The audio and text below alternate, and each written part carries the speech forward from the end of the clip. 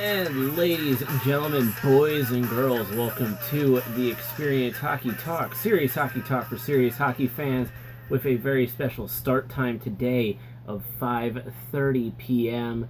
We'll be going to about 6:15, 6:30 p.m. today on the show. And I'm running on the Twitch app on my phone. This is the new technology that I was referencing to on Twitter earlier today. Hey, there we are. We're hoping that this works the way that we want it to. Hey, look, we have that. That's awesome. I'm just going to slightly rise the camera a little bit for me. So as I just mentioned on Twitter, before we came on the air, we're going to break down the Tom Wilson suspension, break down Game 4 of the Caps-Penguins series, and then also preview Game 5, which will be tonight. And we're going to go to our trusty NHL.com. We get a couple things there. All right. It's just saying that we're live. I would hope so. Scores. This is what happens when you don't have full time to get fully ready. The game center. And nobody's watching yet.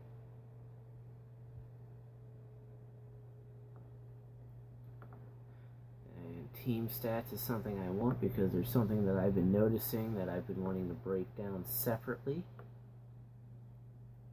Alright, so first and foremost, before we even talk about Game 3, or Game 4 I mean, we got to talk about the Tom Wilson suspension. And I just spent time getting it up here on my tablet. So with that, I'm going to make sure that you can see this before I record. There's no real way to test this when you're live, except for watching yourself on the screen. So, you see this, perfect. Oh, be a little higher.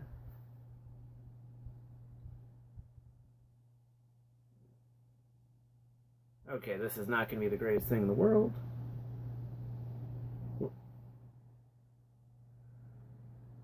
So.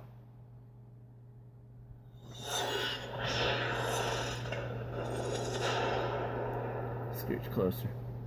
Tuesday night in Pittsburgh, Capitals forward Tom Wilson delivered a high hit to Penguins forward Zach Aston Reese, making the head the main point of contact on a hit where such head contact was avoidable, as the video shows. Now, I'm going to pause it here real quick. Now, they mention already automatically, and this is going to look horrible, so you may not even be able to see this damn thing. They've already mentioned right off the bat they're trying to determine if the hit is an illegal check to the head.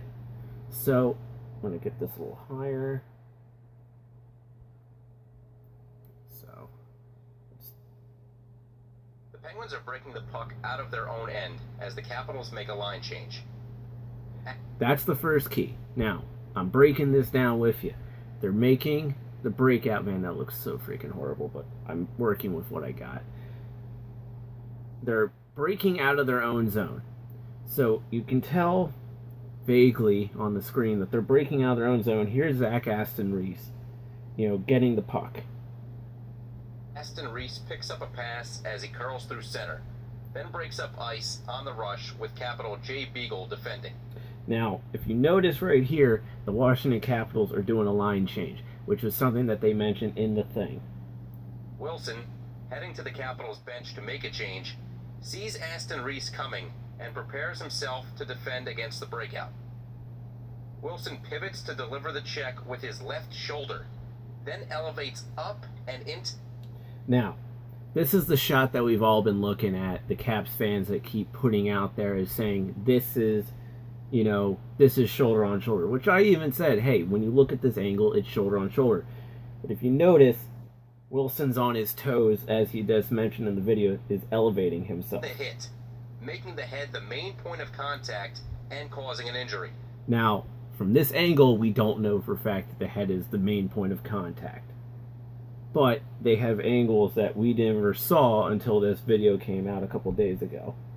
This is an illegal check to the head. The illegal check to the head rule contains two aspects we must establish. First, was the head the main point of contact? Second, was such head contact avoidable?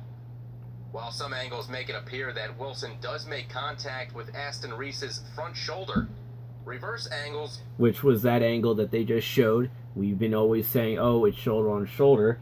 But now this angle right here that you see shows you straight up. This is the blue line camera that they use for the offsides challenges for the coaches challenge. So they're using a camera that was not available to NBC or NBC Sports Network when they're showing the replays during the game. Show Wilson's shoulder making direct contact with the head of Aston Reese. Now if you can tell right there, here's Wilson, and here's his shoulder, and there's Zach Aston Reese's head. So on this angle, it does in fact show that the shoulder did in fact hit the head first. That it did in fact hit the head first. So that is fact, as I just realized it wasn't showing. Okay. So you have Wilson, you have the shoulder to the head right there. Now, real quick before we continue with that, I do have one thing I want to say. I don't like, as you're seeing on this on the screen, it's only showing this much. It's only showing this much of the thing, so you're not seeing the full hit. But as other replays show in here, Aston Reese's head snaps backward at contact independently of his body in a manner consistent with other illegal checks to the head. While Wilson's size does cause Aston Reese's body to fall to the ice as well, the initial snap of the head, as well as the subsequent medical diagnosis of a broken jaw, shows us that the brunt of the impact is delivered to Aston Reese's head. The head is the main point of contact on this hit. Having established that, we then must determine if such head contact is avoidable under the three conditions set out by Rule 48.1. Two of these are clear. Aston Reese has not assumed a posture that makes head contact unavoidable. Now, there are the Penguin fans on this one who have said, oh, well, what about the Dumoulin hit? You know, when he hit Dumoulin in the head. There's a massive difference. If you look at how Zach Aston Reese is in this shot, he is bracing himself for the hit from Tom Wilson. He is not stopping. He is not changing his positioning at all. Whereas with the Brian Dumoulin hit, Brian Dumoulin at the last second changed his positioning because he then saw Ovechkin and had to brace for Ovechkin, thus leading into the collision that was the Tom Wilson, Alex Ovechkin into Brian Dumoulin. So there is a massive difference between the two hits that were thrown by Wilson on Dumoulin and Zach Aston Reese, as we are seeing. Rather, he is relatively upright with his head up, to the point where he sees Wilson coming and attempts to brace for contact. And you can see how Zach Aston Reese in this video is staring right at Tom Wilson. In addition, Aston Reese makes no sudden movement just prior to or simultaneously with contact that contributes to the head being the main point of contact. Just like how it was with Brian Dumoulin. With Dumoulin, he changed his motion at the very last second, which then made his head able to be the point of contact, even though Wilson was not aiming for the head at that time, unlike this hit with Zach Aston Reese. This is not a case where a sudden movement by Aston Reese causes the head contact. Finally, this hit does not fall under Rule 48.1 subsection 1, where a player delivers a full body check on which head contact was unavoidable. As Wilson approaches Aston Reese, his right arm is facing up ice towards Aston Reese. He has the option to deliver a legal full body hit that makes shoulder-to-shoulder contact. Instead, Wilson pivots in his approach in order to hit Aston Reese with his left shoulder. This changes his angle of approach, taking him around Aston Reese's lead shoulder and causing the hit to be delivered into the center of Aston Reese's head and body. After changing his angle of approach in this manner, Wilson could still deliver a legal full body check by staying low and hitting through Aston Reese's core. Instead, the 6'4" Wilson extends up and into the hit unnecessarily, rising up onto the toes of his skates then coming completely off the ice through contact. Players often extend upward or elevate their bodies through contact on hits as part of a natural hitting motion. While not illegal in and of itself, the onus is on the player to ensure that this upward motion does not pick the head in a way that makes it the main point of contact. Here, the combination of Wilson changing his angle of approach and unnecessarily extending upward causes Wilson to pick the head on a hit where head contact was avoidable.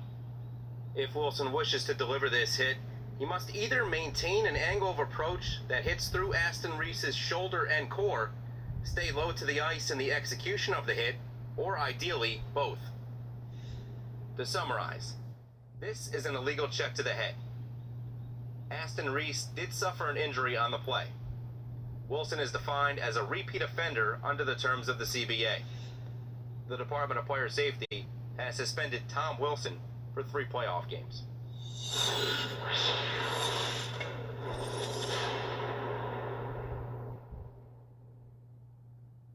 All right. So,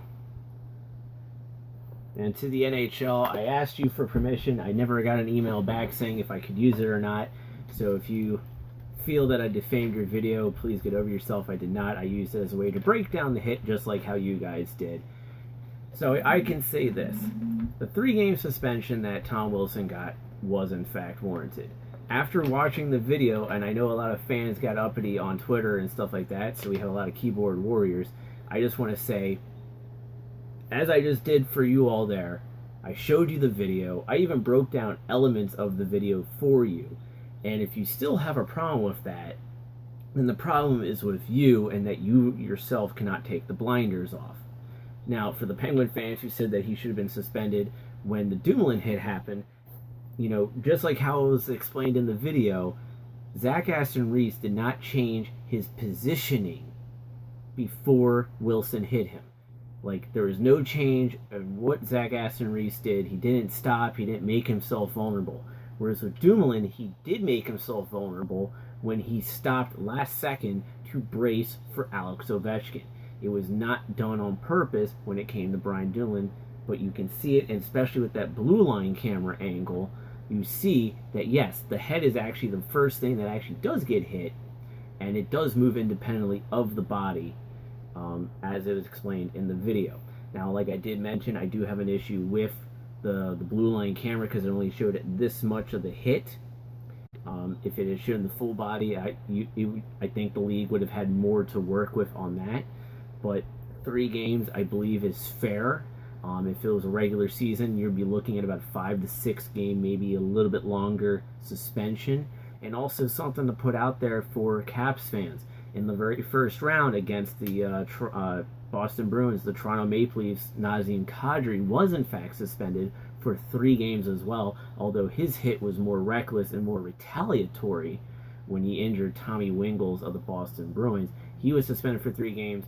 They were able to weather the storm that was the Boston Bruins and actually get Nazem Kadri back into the series and then force a Game 7 for them, which they eventually lost, and Boston's now playing the Tampa Bay Lightning.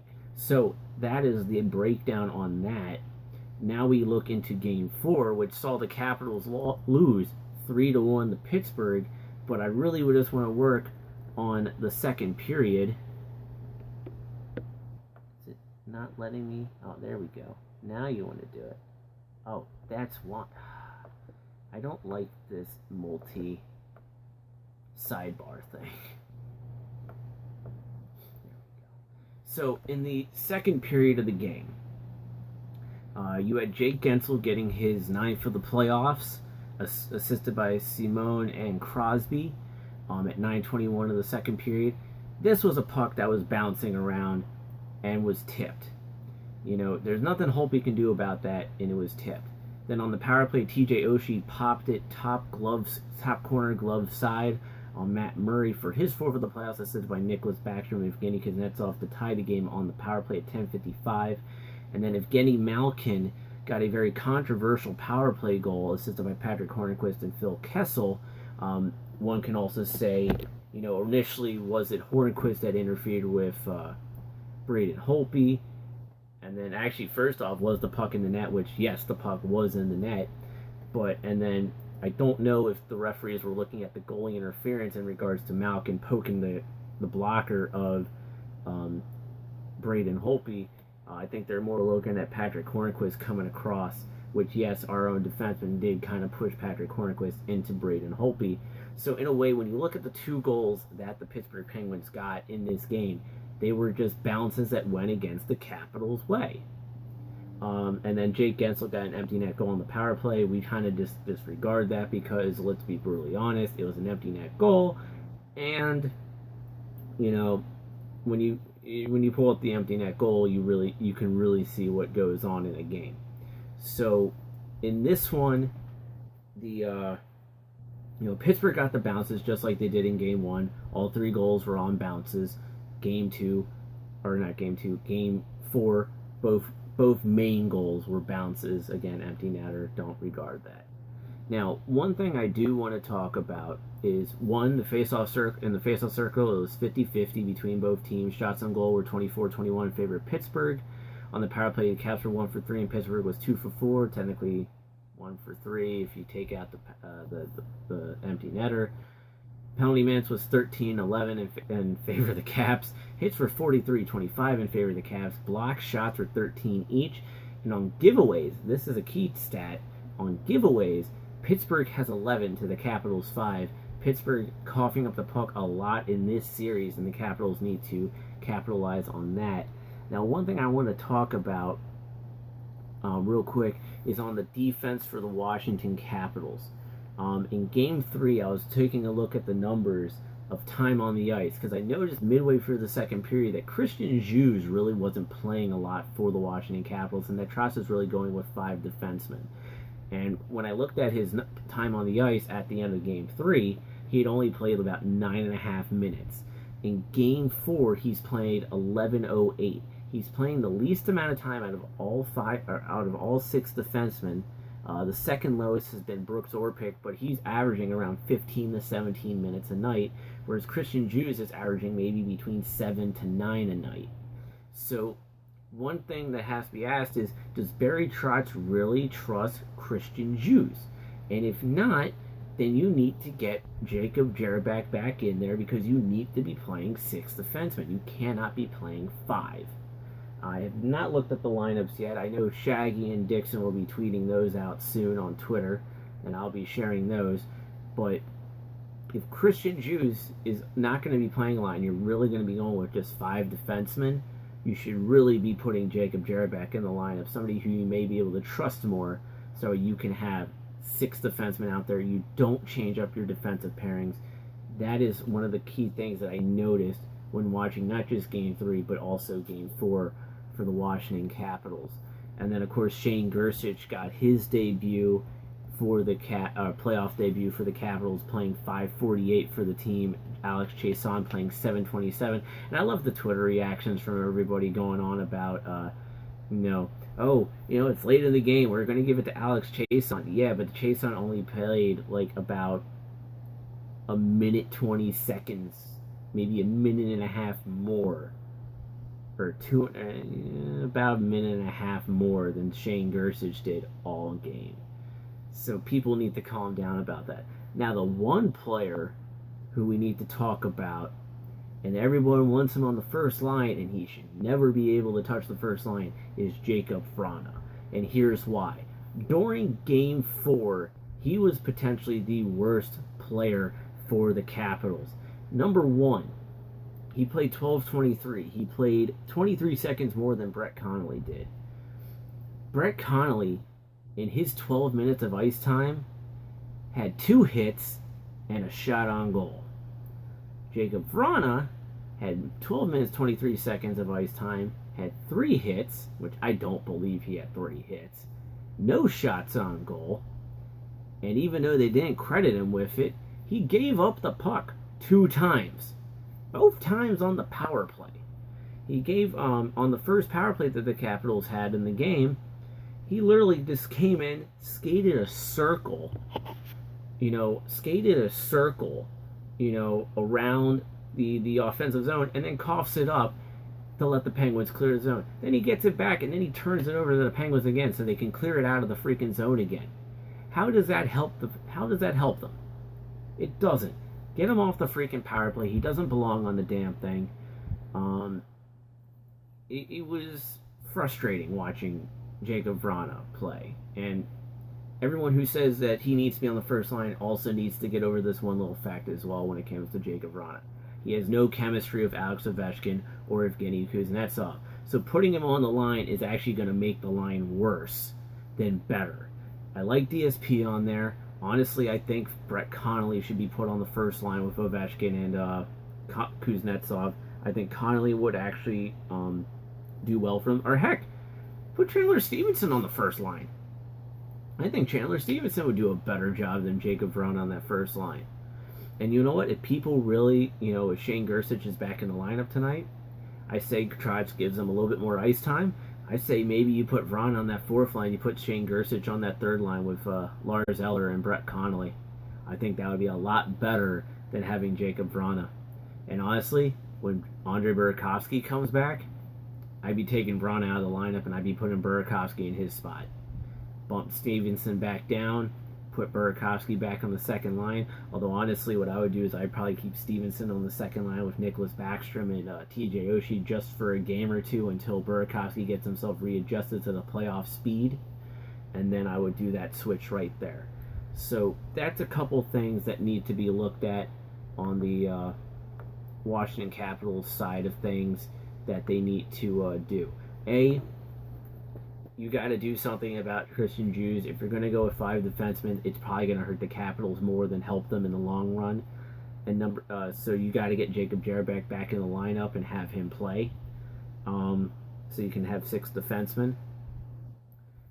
2, don't even let Jacob Vrana touch the first line, let alone the top 6, and get that man off the power play because he costed you horribly when he did play on the power play in Game 4. And 3. Yeah, I agree with the fans. Let's give Shane Gersich more ice time. I say put him on the third line with Lars Eller and Brett Connolly if Connolly hasn't been moved up to like the first line instead of Devontae Smith-Pelly, because I think Gersich with Eller would be very, very good combination right there. Now, we got to look at a couple things on here. So, yeah, Malkin getting the slashing call 37 seconds into the second period. That was the power play where Vrana did the cough up twice. And he just played around with the puck instead of trying to score. Now, one thing that has to be talked about is TJ Oshie, while the Caps are on the power play, takes a really dumb interference penalty, which costed the Capitals their power play. And honestly, when you look at it, I believe that was that the power play goal? Yeah, that was actually and it ended up costing the Capitals a goal. Oshie got called for interference for using his stick to toe pick Brian Dumoulin, and then as a result of that penalty, killed their power play, and then gave the Penguins a power play, and which they got the goal that was scored. Is there controversy? Yeah, but you know what? It's over with. Move on. It's Game 5 tonight. So when you look at that, you have to say, okay, that was dumb.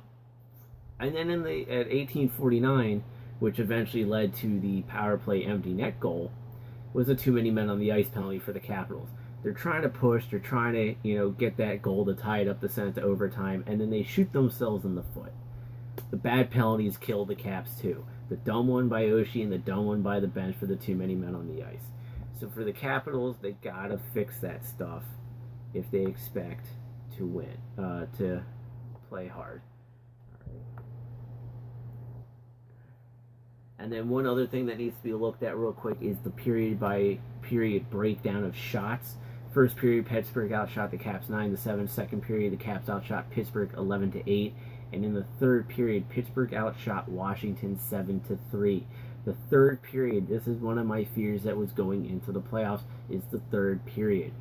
Far too often do we see the third period be the Capitals' layback period, and right here, when you see it in the shots, 7-3, favor of Pittsburgh, they laid back too much, and it's something they can't do. You shouldn't be doing that. Why does this little cursor? Oh, there we go.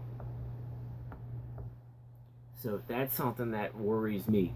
If the Caps want to win, they got to convert on all these turnovers that Pittsburgh's giving them, because the turnovers that Pittsburgh's giving them are just juicy. It gave Shane Gersich a really good opportunity. It's given some of the others really good opportunities, and they just need to keep jumping on that. So the more the Caps jump on those turnovers by the Penguins, the better off the Capitals will be. When you look at Game 5, you gotta play a full 60 minutes.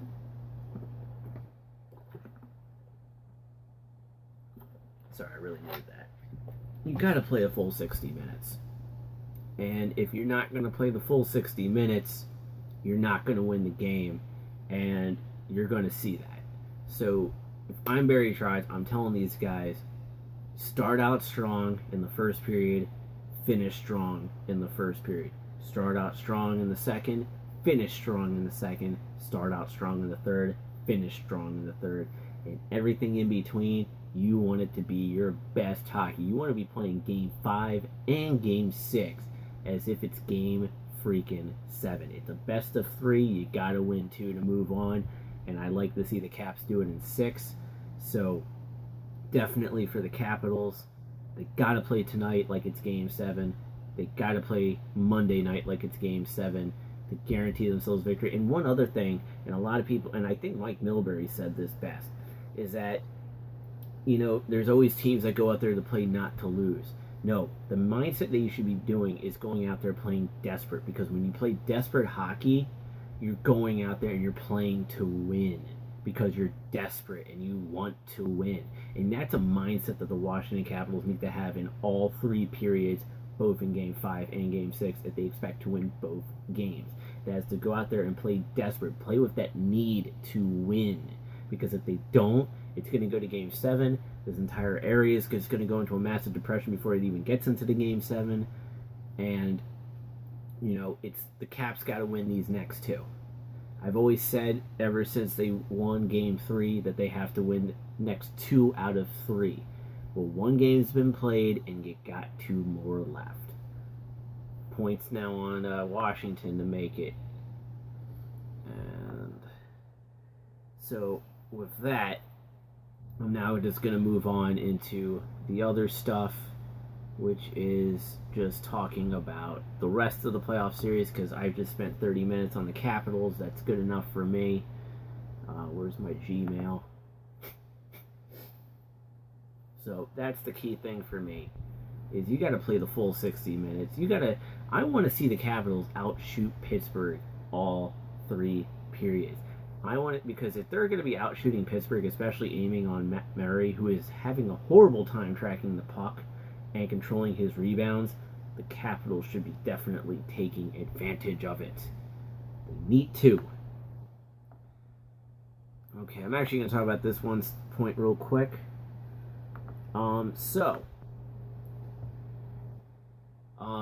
As everyone knows, I'm 100% against the NHL shutting down the league for almost a month for the Olympics. People are going, oh, how are they going to promote the game, especially if they don't go to China? Well, ladies and gentlemen, on May 2nd, the NHL announced that they're going to be returning to China, as the Boston Bruins and Calgary Flames will face off in the 2018 ORG NHL China Games. The National Hockey League will return to China in September for a pair of preseason games between the Boston Bruins and Calgary Flames as part of the 2018 ORG NHL China Games. The NHL, NHLPA, and Blue Midge International jointly announced on Saturday, September 15th, the Flames will play host to the Bruins at Shenzhen Universiade Sports Center in Shenzhen, and on Wednesday, September 19th, the Bruins will play host to the Flames at Cadillac Arena in Beijing. The matchups in September will be the 3rd and 4th preseason contests played in China following the 2017 NHL China Games presented by ORG Packaging, which included the games in Shanghai and Beijing between the Los Angeles Kings and Vancouver Canucks. Now, I don't need to read any more into this, because let's be brutally honest. The biggest thing about these China games with the NHL team will do more for the sport than sending your players to play in the Olympics in China in 2022. Yeah, 2022. that will do more for the game, because not only that, but A, the NHL will be able to utilize the footage, unlike with the Olympics where they're not allowed to use it, and B, they will be able to do more with those teams out there. Now look at Calgary Flames. You guys have guys like Johnny Gaudreau, Sean Monahan, Mark Giordano, and then you got a few other names that you can use over there to help, grow the game. Then on Boston's side of things, if he gets re-signed, you have Zdeno Chara, you have Charlie McAvoy, Patrice Bergeron, Brad Marchand, who we'll talk about a little bit there because I saw that tweet by NHL Player Safety or the NHL PR earlier today. That was really funny when I saw that. So you have a lot of star power on Boston that you can use to help grow the game out and the league has great players on both teams that they can showcase to the people in China to help grow the game. And this is how you do it. And it's footage that the NHL will own that they can then use to help promote the game. That's how you do it. You don't do it for the Olympics. Don't care what anyone says. The Olympics don't work. Period. Alright, so let's see here. Let's do it through. I'm going to do it for the NHL site because it'll be easier. But in the second round so far, you have guaranteed 3 Game 6s and 1 Game 5 series. So right now we're going to go to Tampa Bay, Boston. In the Game 1, which was on Saturday, April 28th, Boston won 6-2. In Game 2 on Monday, April 30th, Tampa Bay won 4-2. In Game 3 Wednesday, Tampa Bay won 4-1. And last night, in overtime, Tampa Bay won 4-3, giving themselves the 3-1 series lead over Boston. And you know what? I think this is the best time to bring it out. Let's show it. Oh.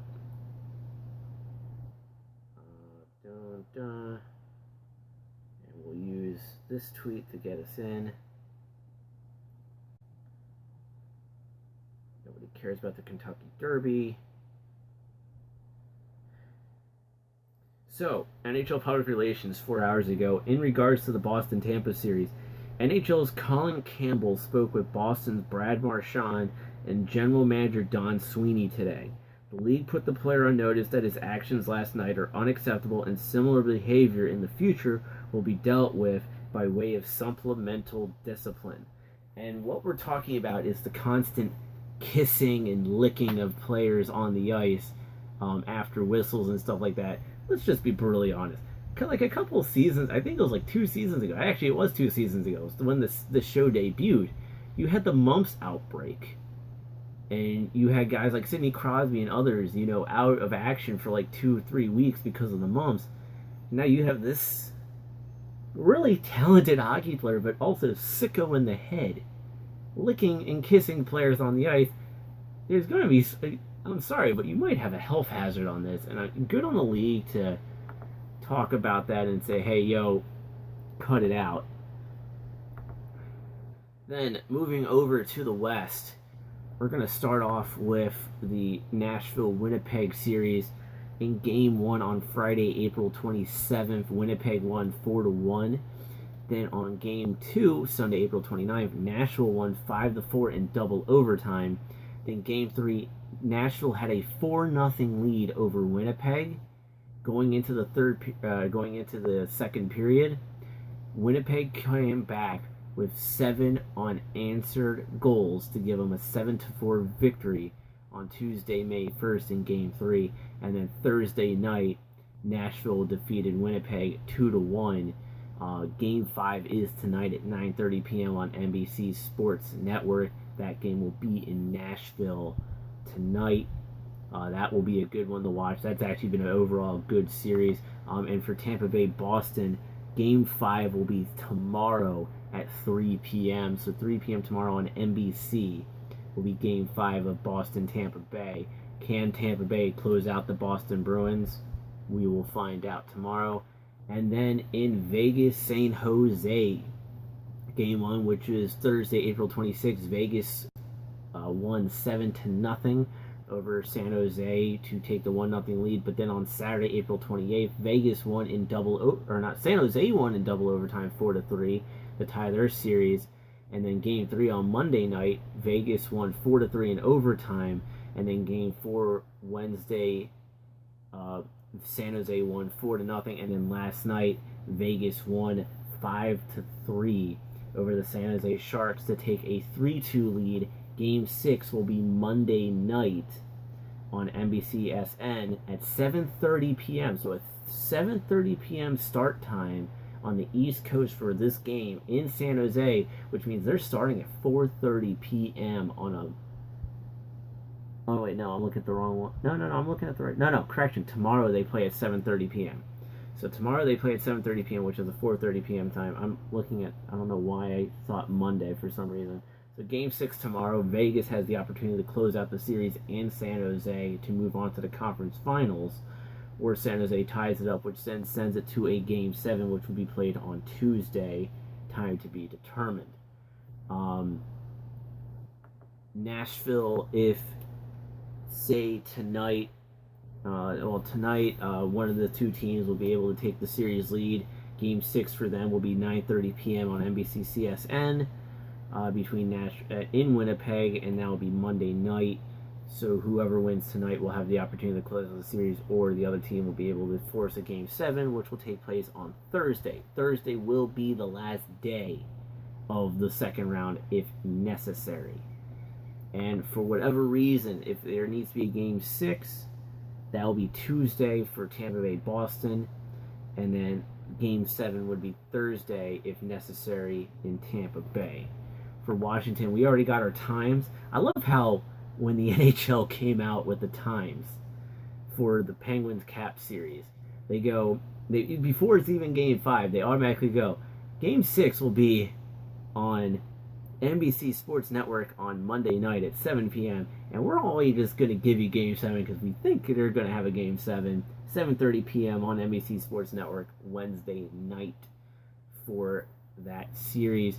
So it'll be very interesting to see how all that plays out in the Cap series, and it all starts tonight in Game 5 to see who will take the 3-2 lead. And like I mentioned, Capitals got to win 2. Pittsburgh's got to win 2. You only got 3 games to do it. And for me, the Capitals only have 2 games to do it. That was Game 4, which they did not play, which they did not win. They got Game 5. And they got Game 6. Game 5 and Game 6 are your crucial games for the Washington Capitals. They got to win them tonight and Monday. And that's coming from me. So, that's the breakdown of the series. I have Tampa Bay winning tomorrow. There's just something about Tampa Bay. After losing that first game to Boston, Tampa Bay has just turned it on and has played their game and has really taken Boston out of their element. They've really been able to find ways to neutralize Brad Marchand despite his licking, and Patrice Bergeron and David Pastrnak. In the Nashville-Winnipeg series, it's been a very back-and-forth series, same with the Vegas-San Jose and the Caps-Penguins series. So it'll be very interesting to see how things play out. Can Vegas close out the series tomorrow night? Can Nashville or Winnipeg take a series lead and then end it in 6 of themselves? Can the Capitals tonight win and then close out the series on Monday night? It's one of those things where only time will tell. And it's an exciting time for it. So we're going to go back to Gmail because I know there's a couple emails that were worthwhile reading to everybody. Bill Torrey passed away. He was the general manager of the Islanders, who won the 4 cups, and one is a term that's used loosely, especially when their first Stanley Cup was won on an offside, a deliberate offside at that. No, actually, that's just for second round games on tomorrow. Yeah, it doesn't look like I mean, you had a couple. You had the King Clancy finalist name, which were the Sedin twins, PK Subban and Jason Zucker. Yeah, there wasn't a whole heck of a lot. And that's really all. You know, I really wanted to take a lot of time. I really wanted to take the time to really talk about, you know, the Tom Wilson suspension, because I know a lot of people have been going on about that one. They feel the fix is in. When you look at that video and you listen to what the league says, you understand the fix is not in. It's just how it, you know, when they got that blue line camera, it effectively showed that when you put, I guess what they did was that they took the blue line camera and the one main angle that we all saw, and I think they timed them up together so they went at the same time. And if they did do that, which is probably the smart thing to do, that would have been really cool if the NHL had actually put the two together. Because if you put them in a side-by-side thing where you can watch the hit on the blue line camera and watch the hit on the main camera that we all saw it on, I think if you did that and you lined it up, more people would stop complaining about it and be like, okay, here you go. I think the suspension is correct. It should have happened. Do I like it as a Caps fan? No, I don't. But you take it in stride. The Capitals need to play their game still. Not having Wilson does affect, but you can't let it affect you too much. Yeah. So I said it would be going to 6:15 or 6:30. I know on Twitter I said initially 6:30. I don't want to go the full hour because I do expect a couple of my teammates to come over to watch the game. So ladies and gentlemen, for me to prepare for that, and also to shave, I got to clean up right here, and right here, because all the stubble's growing in. Thank you for watching the show. You can follow us on Twitter at @TXHT_hockey, Facebook at facebook.com/TXHThockey. Join the Patreon community today at patreon.com/TXHT_hockey, and follow the show here on Twitch at twitch.tv/TXHT_hockey. Tomorrow at 2:40 p.m. we will definitely have the Street Sharks versus the First Ladies Rec game, and there will be one other game that will be aired on our Twitch channel. Before that, I have not decided which game, but it'll be a game that probably takes place in at least at minimum 2 hours before I play in my game at 2:40 p.m. for the Street Sharks. So you do have more DCHL action coming your way. So with that, ladies and gentlemen, until next time, we will see you on the ice.